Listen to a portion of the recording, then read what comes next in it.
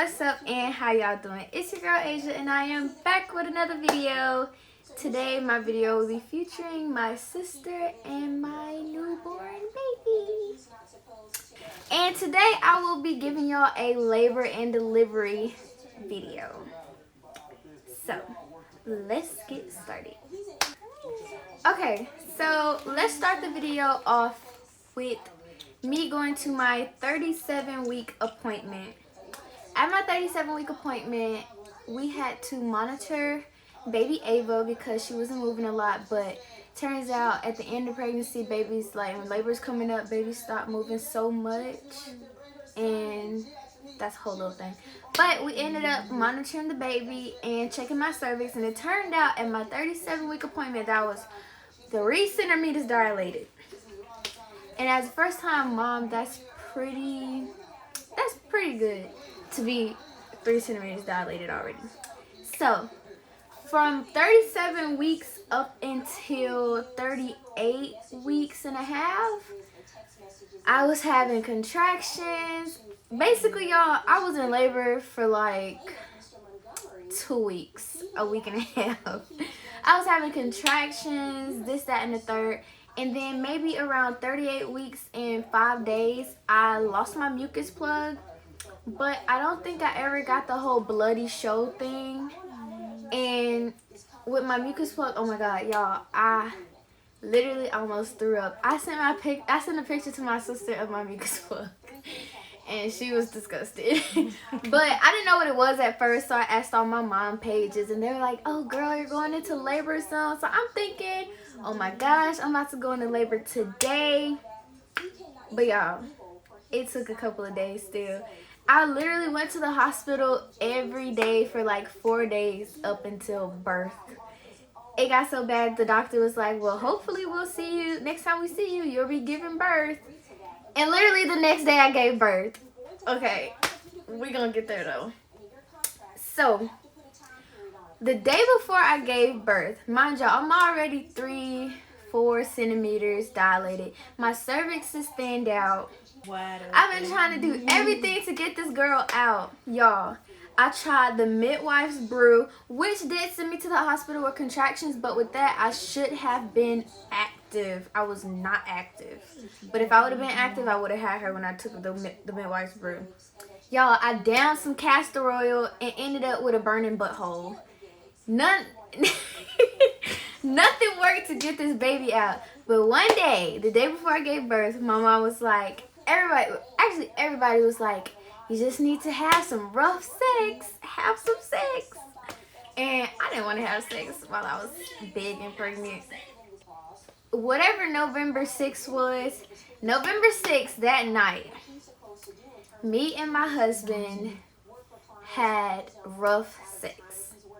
And sorry for the TMI, you guys, but if y'all want to know how to get this, how I got my baby out, me and my husband had rough sex, okay? And it has to be in the doggy style position. It has to be in the doggy style position, y'all. I cannot make this up. After we had sex, maybe less than 2 hours. Like, I was getting contractions and stuff, but you know, I was just like, you know, whatever. I've been getting these contractions the whole time. But y'all, they started getting painful. I took 3 hot showers, 2 hot baths, and y'all, it was hurting so bad. So after like an hour and a half, I woke my husband up and I was like, you know what, get up, come on, we gotta go to the hospital because I can't do it. And we drove to the hospital. I was calling my sister and my mom when we got there, and the nurse was walking me down the hallway. Every like minute and a half I would stop and I'd be like I got to the nurse's station and I was walking around and giving her my information. Whew, I was like, the pain was a 9.5. But when I got admitted to that hospital and they put me in that room, my pain was an 11. So it ended up, when I got to the hospital, I was 6 centimeters dilated and my cervix was completely thinned out. And I was just waiting to dilate some more. Y'all, I wanted to do a natural birth so bad. But the pain got the best of me. So I was sitting there with my husband. He had to wait to come up to the room because of COVID and stuff. So I was sitting up there and I was on the phone with my mom and my sister, and I was just, whew, I was going through it, y'all. I was sweating. It was hot. I kept asking for an epidural. My husband's like telling my mom, I think she accidentally asked for an epidural because she said she wanted to go natural. My mom was like, no, she's not accidentally asking. Not even like 45 minutes later, the doctor came back in and checked me again. She was like, oh, it's time to push. I said, what? Right now? Already? It's too soon. After that, we started preparing for me to push and stuff like that. They propped my little legs up, y'all. With that epidural, my legs were so heavy. I could feel them, but I couldn't feel them. So I'm just like trying to get my legs up. And the doctor kept telling me, oh, you got a good epidural, blah, blah, blah. So as soon as they got my legs up, she was like, okay, push from your butt like you're trying to take a big poop. And I'm like, okay. So 1, 2, and then she was out. And here's the end result. That's the end result. 2 pushes and she was out. When I tell y'all, I had the easiest labor and delivery. Well, I had a long labor technically since I was in labor for some days. But I had the easiest delivery ever. But like after I pushed her out, I was so like, oh my god, words could not explain the feeling that I was feeling when they put her little bitty tiny body on my chest. It was so I didn't cry though, because you know I'm a real thug. Just kidding. But it was just like I was too shocked to cry. Like I couldn't even cry. I was so shocked. Like I really just pushed a whole human being out of my cooch, which in fact stayed intact and did not tear. Period. But that's because I had a good doctor. So, and FYI, just because you get an epidural does not mean, like, everybody's stories are different.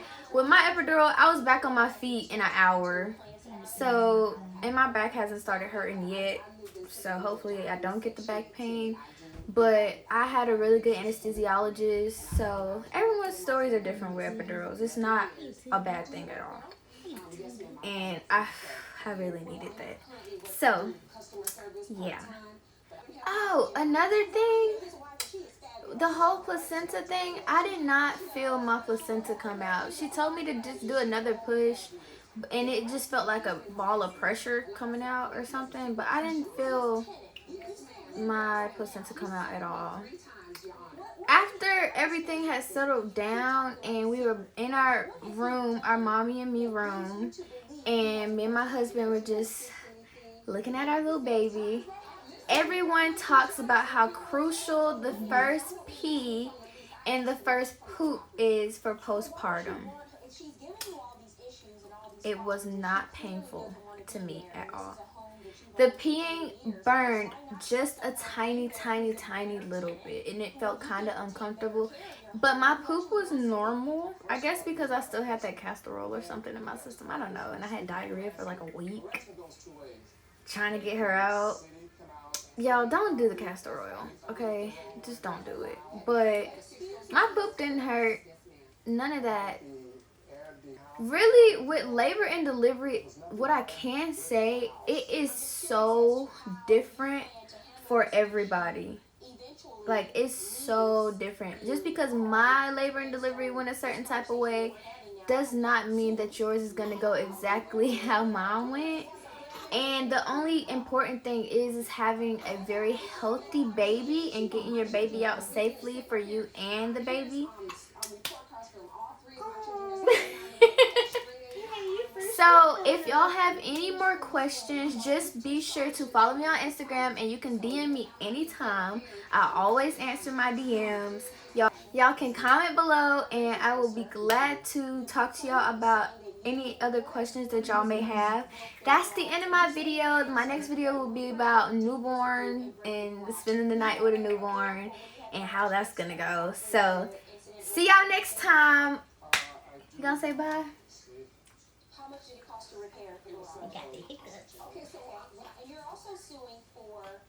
Say bye bye. got the hiccups.